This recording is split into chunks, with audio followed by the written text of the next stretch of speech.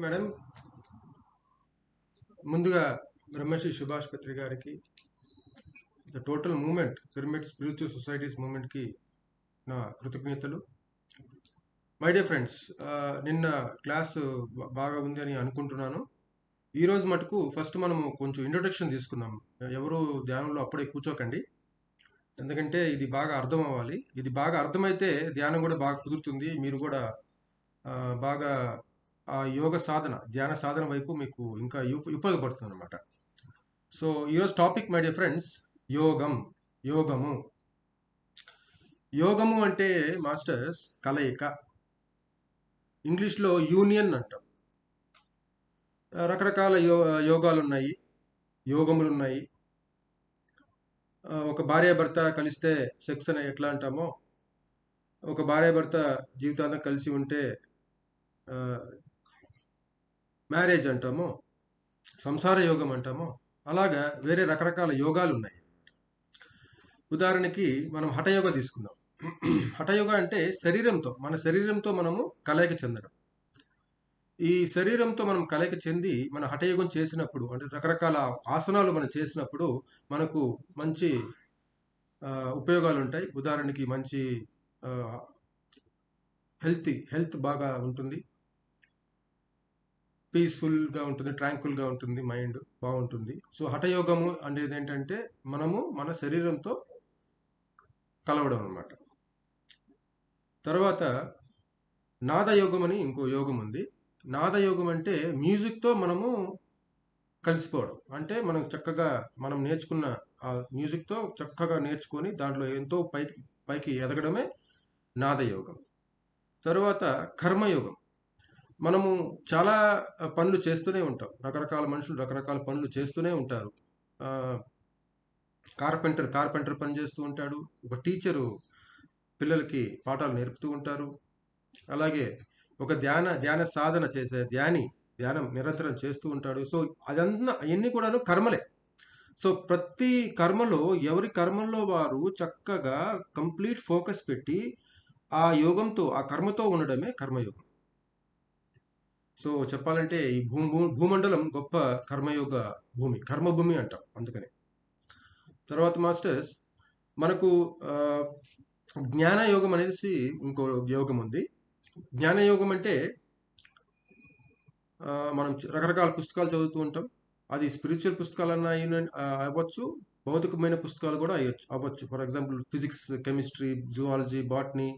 అలాగే స్పిరిచువల్గా అయితే లోక్షాంగ్ రాంగ్పా కానీ, ఓషో, రజనీష్ పుస్తకాలు కానీ, కృష్ణుడు, రాముడు, వీటి గురించి భగవద్గీత, ఎన్ని పుస్తకాలు మనం చక్కగా చదివి వాటి ద్వారా మనకు వచ్చే జ్ఞానానికి మనం కలయిక చెందితే దాన్ని మనం జ్ఞానయోగము అని అంటాము. తర్వాత భక్తి యోగం ఉంది. భక్తి యోగం అంటే ఏంటంటే అందరూ ఏమనుకుంటారంటే రాముడి గురించో, కృష్ణుడి గురించో, రామ రామ కృష్ణ కృష్ణ అంటే పూజలు, జపాలు, వ్రతాలు ఇవన్నీ చేస్తే భక్తి యోగం అనుకుంటారు. కానీ యాక్చువల్గా భక్తి యోగం అంటే ఏంటంటే మన ఇంద్రియాలు ఉన్నాయి కదా, మనం మామూలుగా పనులు బయట ప్రపంచంలో మనం బతుకుతున్నప్పుడు బయట ఇంద్రియాలన్నీ బయటకు చూస్తూ ఉంటాయి అన్నమాట. కానీ భక్తి యోగం అంటే ఏంటంటే ఈ ఇంద్రియాలన్నీ లోపలికి చూసి అంతా నేనే అని తెలుసుకొని అంతటితో భూమండలం లో ఉన్న ప్రతి జీవికి, ప్రతి రాళ్ళు, రప్ప, చెట్లు అన్నిట్లో నేనే వాళ్ళే నేను అని తెలుసుకోవడమే భక్తి యోగం అంటే యాక్చువల్గా. సో మై డియర్ ఫ్రెండ్స్, మనకు యోగాల గురించి కొన్ని చెప్పుకున్నాము. ఒకటి నాదయోగం, హఠయోగం, నాదయోగం, కర్మయోగం, భక్తి యోగం. సో ఇలాగా కొన్ని యోగాలు ఉన్నాయి. తర్వాత ఇంకో గొప్ప యోగం ఏంటి అంటే రాజయోగం. సో మనం ఈరోజు చెప్పుకోవాల్సిన టాపిక్ యాక్చువల్గా యోగంలో రాజయోగం అని అనగానే మనకు గుర్తొచ్చే గొప్ప మాస్టర్ ఎవరయ్యా అంటే పతంజలి మహర్షి.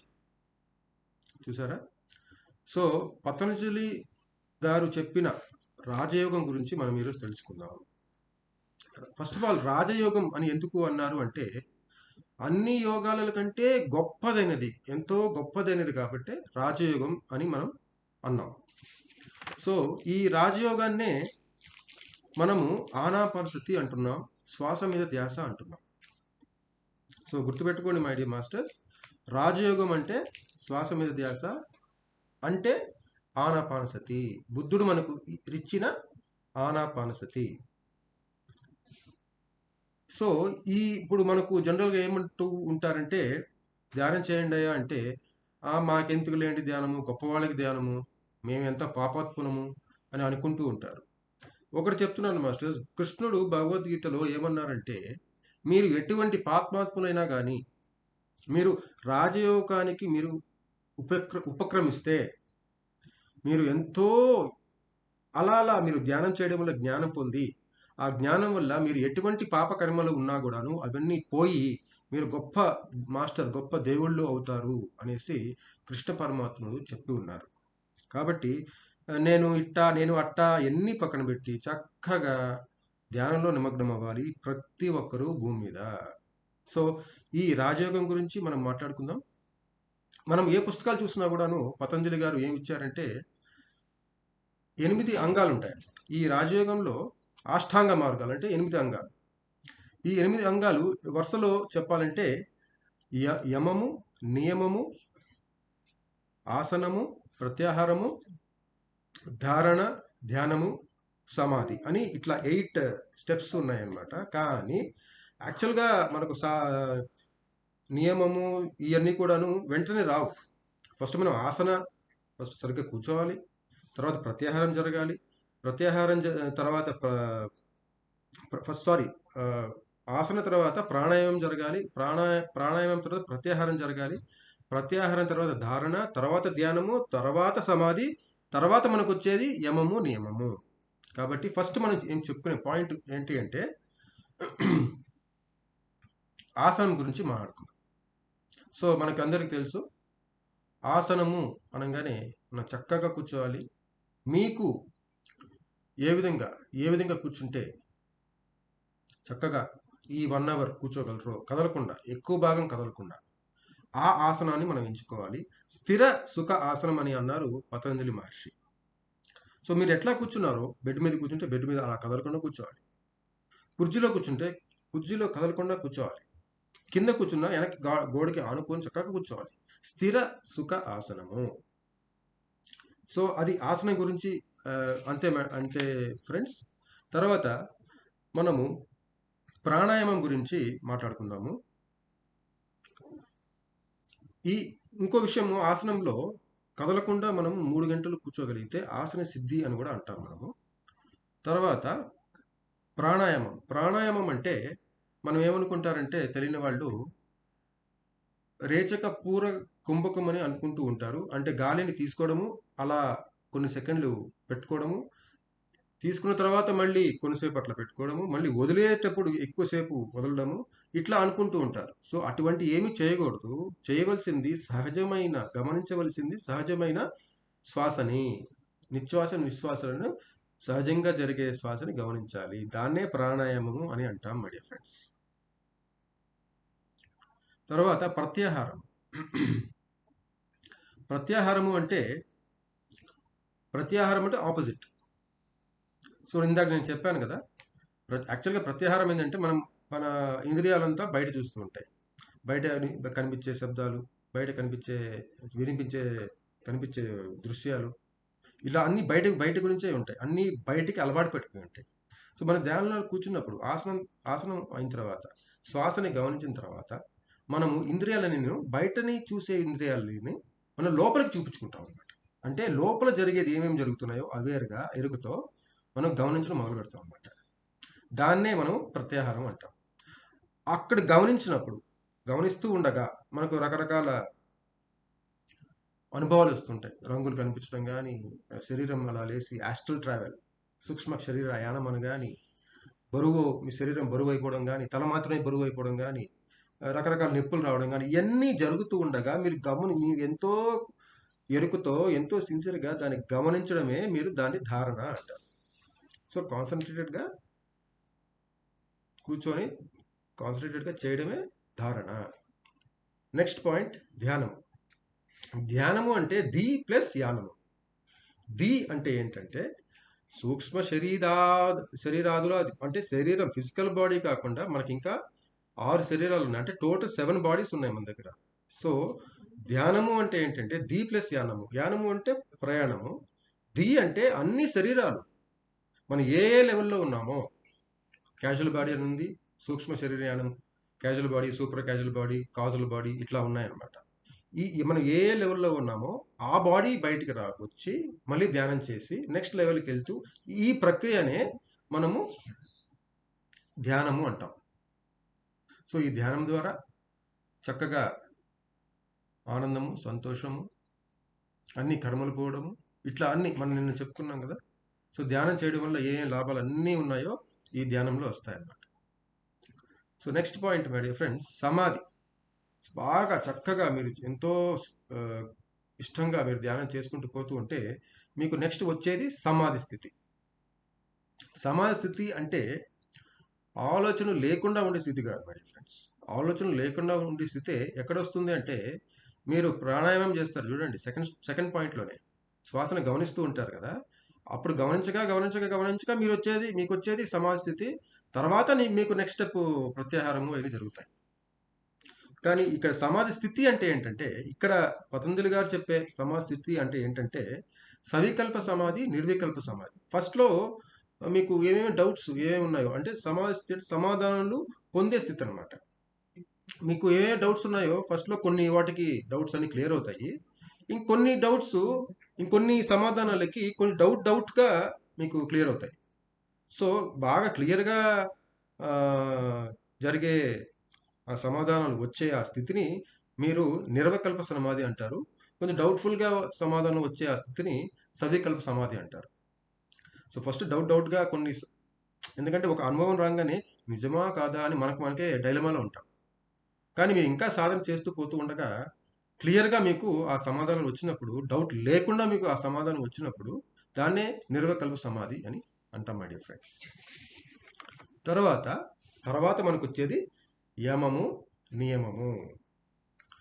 అంటే చక్కగా ధ్యానం చేసి ఈ ప్రాసెస్ అని ఎంత అయిందంటే మనం పాయింట్స్గా చేసుకొని ఒక్కొక్కటి డివైడ్ చేసుకొని చెప్తున్నాం, ఎందుకంటే మీకు అర్థం అవ్వాలి కాబట్టి. సో లాస్ట్ 2 పాయింట్స్ ఏంటంటే యమము, నియమము. యమము అంటే మనకు కంట్రోల్ వస్తుంది, ప్రిన్సిపల్స్ మీద కంట్రోల్, అంటే సిద్ధాంతాల మీద అవగాహన పెరుగుతుంది.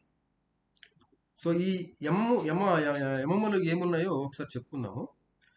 ఈ అహింస, సత్యము, బ్రహ్మచర్యము, ఆస్తేయము, అపరిగ్రహము, ఇవన్నీ కూడా యమములు అన్నమాట. అహింస అంటే మీకు అందరికీ తెలుసు, మనము ఈ స్టేజ్కి వచ్చిన తర్వాత మనం అసలు హింసనే చేయలేము అనమాట. ఆ స్థితికి మనం వెళ్తాం. కర్త క్రియా కర్మ అంటారు కదా. ఏ రకంగా చూసినాను, either physically, mentally or psychologically, మనం అసలు హింసనే మనము కోరుకోము, మనం చేయము అసలు. సో ఆ స్టేజ్నే మనము అహింస. నెక్స్ట్ సత్యము. మనకు సత్యము అనగానే ఈ స్టేజ్లో మామూలుగా నిజాలు చెప్పాలి అంటూ ఉంటారు కదా, అది కాదు. బ్రహ్మాండమైన, అంటే సృష్టిలో ఉండే రకరకాల సత్యాలు, ఎన్నో సత్యాలు ఉంటాయి, అవన్నీ మీకు అవగతం అవుతాయి అన్నమాట, అన్నీ మీకు తెలుస్తాయి. So for the first time మీరు సత్యంగా ఉండడం అంటే అప్పుడు అనమాట. అప్పుడు సత్యంగా మీరు ఉండడం మొదలు పెడతారు, దాన్ని సత్యం అంటారు.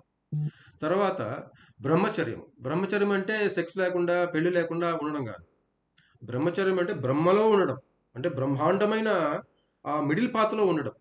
మనం ఏడవడము అట్లా అని చెప్పి మరీ పొంగిపోయి ఆనందంగా ఉండము, మిడిల్గా ఉంటాము. మనం ఎంత బాధపడినా మనకు ఓవర్ బాధ ఉండదు. మనం ఎంత సంతోషం కలిగించే విషయం ఏమున్నా కానీ కూడాను మనం అన్ని మరీ పొంగిపోం అనమాట. మనం మిడిల్ పాత్లో ఉండడమే బ్రహ్మచర్యం. తర్వాత మై డియర్ ఆస్తేయము. ఆస్తేయం అంటే మన ఫ్రెండ్స్కి కానీ, చుట్టాలకు కానీ, ఎవరికైనా కానీ రకరకాల ఆస్తులు ఉంటాయి కదా, వాటి మీద కన్ను మనకు పడదనమాట. అంటే వాటి మీద మనకు ఆసక్తి ఉండదు. సో మనకు తప్పు చేసే ఆసక్తి లేదు. సో మనకు కర్మ అంటదు, కర్మ సిద్ధాంతం మనకు రాదు కదా. మనం కరెక్ట్గా ఉన్నప్పుడు కర్మ ఉండదు కదా. సో అదనమాట. తర్వాత అపరిగ్రహము నెక్స్ట్ పాయింట్. అంటే ఏంటంటే ఇతరుల నుంచి మనకి ఎంత తక్కువ కావాలనుకున్నా కూడాను మనం తీసుకోమన్నమాట వాళ్ళ దగ్గర నుంచి. ఇంకా మనకి ఏం వద్దు. మనము ఏ స్టేజ్లో వెళ్తామంటే మనమే అందరికి ఇవ్వాలి. మనం ఎంతో తీసుకున్నాం, ఎన్నో జన్మలు మనం జీవించి ఎంతో తీసుకున్నాం. సృష్టి నుంచి తీసుకున్నాము. మన చుట్టూ ఉన్న ఫ్రెండ్స్ దగ్గర నుంచి గానీ, బంధువుల దగ్గర నుంచి గానీ, ఎన్నో జన్మలు తీసుకుంటూనే ఉన్నాం. ఫర్ ద ఫస్ట్ టైమ్ ఈ స్టేజ్ వచ్చిన తర్వాత మీకెలా ఉంటదంటే, నాకేమొద్దు, నేనే ఇవ్వాలి. సృష్టికి నేనెంత తీసుకున్నానో దానికి 10 రెట్లు, 100 రెట్లు నేనే ఇయ్యాలి అని మీకు ఎంత తక్కువ అవసరం ఉన్నా ఏదైనా గానీ మీరు తీసుకోరు. అంటే ఇది చూడండి ఎంత ఈ యమము అనేది ఈ పాయింట్స్ అన్నిటిలో చూసారా ఎంత గొప్పగా మీరు మారుతారు ధ్యానం చేస్తే. సో, ఇవన్నీ కూడాను యమము కింద వస్తాయి మై డియర్ ఫ్రెండ్స్. తర్వాత నియమాలు వస్తాయి తర్వాత. ఈ యమము అయిపోయిన తర్వాత వచ్చిన తర్వాత నియమాలొస్తాయి. ఆ నియమాలేంటంటే శౌచము, తరువాత సంతోషము, స్వాధ్యాయము, తపహ్యోగము, ఇలా కొన్ని వస్తాయన్నమాట. శౌచము అంటే మనం ఎప్పుడు క్లియర్‌గా, హ్యాపీగా, ప్రశాంతంగా మనం అంటే మనకు క్లారిటీ. ఒక జీవితం మీద ఒక క్లారిటీ వస్తుంది. దాన్నే మనము శౌచము అంటాం. మన మాటలు, మన చేతలు, మనం చేసే విధానము, మనం మాట్లాడే విధానము ఇన్ని కూడా ఒక గొప్ప మాస్టర్ ఒక బుద్ధుడో లేకపోతే ఒక కృష్ణుడో ఎట్లా మాట్లాడతాడు? ఎంత ప్రశాంతంగా మాట్లాడతాడు? ఎంత పర్ఫెక్ట్‌గా మాట్లాడతాడు? సో, ఆ పర్ఫెక్షన్ వస్తుంది ఈ శౌచము అనే ఇందులో. సో చూసారా మై డియర్ ఫ్రెండ్స్ ధ్యానం వల్ల ఎంత గొప్ప ఇదో. తర్వాత సంతోషము. సంతోషం అంటే మనకు ఎన్నో సంతోషాలు. మనకు ఏదైనా కొనుక్కుంటే సంతోషము. మనం కోరింది మనకు పొందితే సంతోషము. ఇవన్నీ చిన్న చిన్న సంతోషాలు. కానీ ఈ స్టేజ్‌లో నిజమైన సంతోషం ఏంటి అంటే బ్రహ్మానందం మనం పొందుతాం. బ్లిస్ అంటారు ఇంగ్లీష్‌లో. అదే మనం పొందుతూ ఉంటాం. మనం ఎటువంటి పరిస్థితుల్లో ఉన్నా మన బ్యాక్‌గ్రౌండు పక్కన ఒక భూకంపం వచ్చినా, పక్కన ఎవడో ఒకడు తంతు ఉన్నా, మన బ్యాక్‌గ్రౌండ్ మన లోపల ఎప్పుడు సంతోషంగా ఉంటుంది. పీస్‌ఫుల్‌గా, హ్యాపీగా అది మన బ్యాక్‌గ్రౌండ్ అన్నమాట. అది ఈ పాయింట్ సంతోషం అనే పాయింట్. తర్వాత తపయోగం. అంటే తిండి, నిద్ర క్రమంగా తగ్గించుకుంటాం అన్నమాట. ఎక్కువ తినాల్సిన అవసరం లేదు. ఎందుకంటే మనం ఎంతో ఎక్కువ సాధన చేస్తూ ఉంటాము. దాంతో మనము శ్వాస ద్వారానే కాస్మిక్ ఎనర్జీ, విశ్వశక్తిని మనము ఆహారంగా తీసుకుంటూ ఉంటాం కాబట్టి తిండి ఎక్కువ తినాల్సిన అవసరం లేదు. ప్లస్ ఏంటంటే ఎక్కువగా నిద్రపోవాల్సిన అవసరం కూడా లేదు. ఎందుకంటే అంత ఎనర్జీ ఉన్నప్పుడు మనం మామూలుగా ఎందుకు నిద్రపోతాం చెప్పండి ఫ్రెండ్స్? మనం అలసిపోతే శక్తి తీసుకొని పక్క రోజు మళ్ళీ లేసి పనులు చేసుకోవడానికి మనం నిద్రపోతాం. సో ఇప్పుడు ధ్యానం చేసి మనం అదే శక్తి మనం ఇంకా ఎన్నో రెట్లు మనం తీసుకుంటున్నప్పుడు ఇంకా నిద్రపోవాల్సిన అవసరం ఏముంది? తినాల్సిన అవసరం ఏముంది? సో తినడం అనేది చాయిసే. నువ్వు ఇడ్లీ తింటావా, చపాతీ తింటావా, ఇంకేమైనా తింటావా, అసలు తినకుండా ఉంటావా, మొత్తం సో ఇట్స్ యువర్ చాయిస్. చాలా మంది ఉన్నారు మన భూమి మీద. నాకు తెలిసి ఒక లెక్క వేస్తే 10,000 మంది రైట్ నౌ భూమి మీద తినకుండా ఎంతో సంతోషంగా ఉన్నవాళ్ళు. అసలు ఏం తినరు వాళ్ళు. కొందరైతే వాటర్ కూడా తాగరు. ఇంకా చూసుకోండి. తర్వాత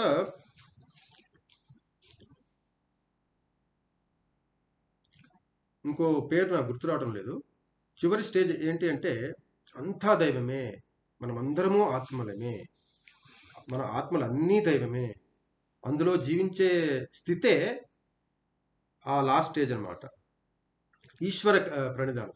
గుర్తొచ్చింది. ఈశ్వర ప్రణిధానం అంటే మనము అందరూ మనమే. మనం ఎవరిని చూసినా భగవంతుల్లా కనిపిస్తారు మనకు.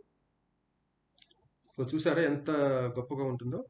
సో ఇది పతంజలి గారు చెప్పిన అష్టాంగ మార్గం అంటే 8 అంగాలు. సో ధ్యానము ప్రతి ఒక్కరూ చేయాలి. మెయిన్ పాయింట్ మళ్ళీ ఇవన్నీ మనం తెలుసుకున్న తర్వాత బాగా ఇన్ఫీరియారిటీ కాంప్లెక్స్లో ఉన్నవాళ్ళు, ఎంతో దుఃఖంలో ఉన్నవాళ్ళు వాళ్ళు అనుకుంటూ ఉంటారు. ఫస్ట్లో ఆల్రెడీ చెప్పాను, మళ్ళీ చెప్తున్నాను, మనకు కాదులే ధ్యానము, వాళ్ళు భగవంతులు, వాడు బుద్ధుడిని చూసో లేదా కృష్ణుని, వాళ్ళు భగవంతులు అయ్యా, వాళ్ళు ఏమైనా చేయగలరు, మేమేం చేస్తాము, అలా అనుకోకండి. మీరు ఎంత ఎదవలైనా, మీరు ఎంత చెత్తవాళ్ళైనా అవన్నీ ఆలోచనలు పక్కన పెట్టి, నేను అనుకున్నాం కదా, మీ జీవితం మీ చేతుల్లో ఉంది. We create our own reality నిన్న మనం చెప్పుకున్నాం కదా. ఇమ్మీడియట్గా మీరేమనుకోవాలి, మీ ఆ చెత్త ఆలోచనలు, సకారాత్మక ఆలోచనలు తెచ్చుకొని నకారాత్మకమైన ఆలోచనలు తీసేయాలి. అంటే నకారాత్మకం అంటే నెగిటివ్ థాట్స్, సకారాత్మక ఆలోచనలు అంటే పాజిటివ్ థాట్స్. సో మీకున్న ఎటువంటి నెగెటివ్ థాట్స్ ఉన్నా కూడాను అవి పక్కన తోసేసి, బ్లైండ్గా పక్కన తోసేసి, మీరు పాజిటివ్ థాట్స్ తెచ్చుకొని, ఇంకా శ్రమపడి మెరాక్యులస్ థాట్స్ తెచ్చుకొని, మీరు వెంటనే ధ్యాన సాధనలో నిమగ్నం అవ్వాలి. సో అలా నిమగ్నం అయినప్పుడు మీకు ఎన్నో అనుభవాలు వస్తాయి.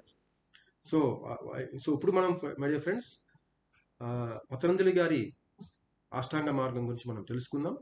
ఇప్పుడు దయచేసి అందరూ కళ్ళు మూసుకోండి, హాయిగా రిలాక్స్ అవ్వండి.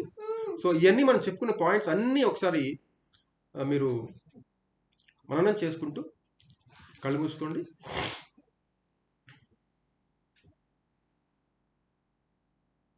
అద్దాలు ఏమైనా ఉంటే తీసేయండి.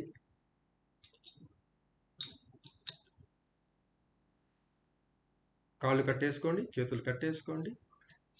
మనం రోజు శరీరానికి మనం ఎట్లా షవర్ బాత్ తీసుకుంటామో, మనం కళ్ళు మూసుకొని కాస్మిక్ షవర్ బాత్ తీసుకుందాం.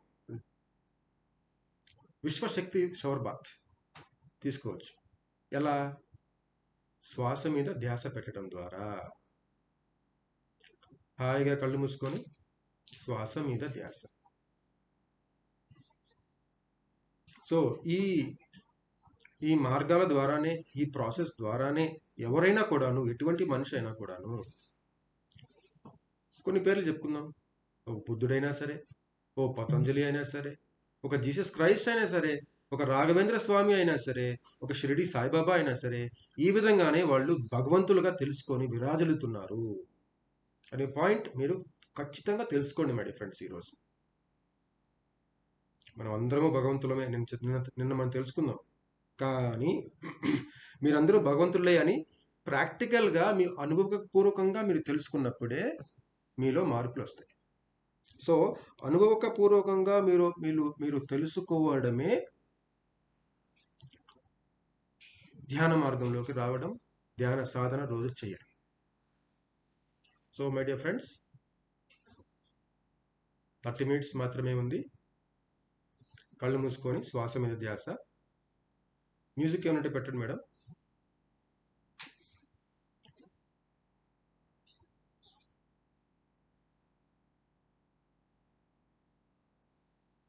హాయిగా కూర్చొని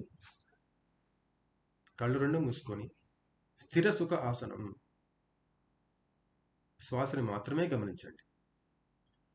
బయట శబ్దాలను, బయట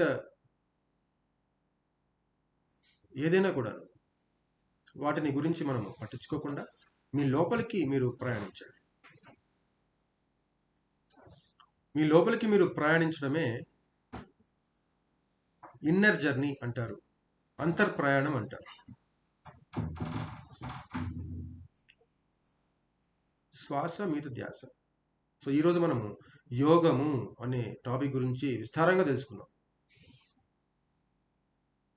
నాదయోగమని, భక్తి యోగమని, కర్మయోగమని,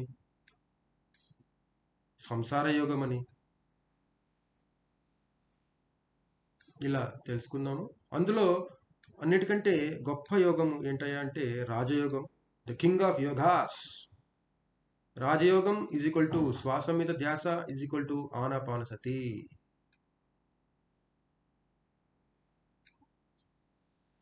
సో మనం ఈరోజు అష్టాంగ మార్గాన్ని చక్కగా తెలుసుకుందాం మై డియర్ ఫ్రెండ్స్. సో చక్కగా కూర్చొని ధ్యానం చేయండి, మీ లోపలికి మీరు ప్రయాణించండి.